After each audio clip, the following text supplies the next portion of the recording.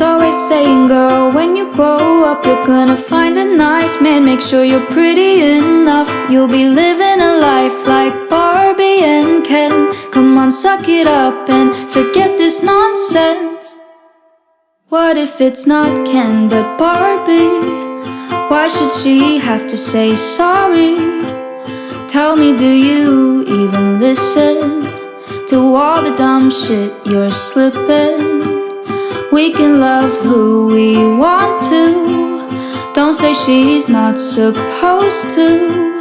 If it's not Ken but Barbie, she doesn't have to say sorry. No, not to you, not to me, not to anyone, anyone, anyone. Not to you, not to me, not to anyone, anyone, anyone.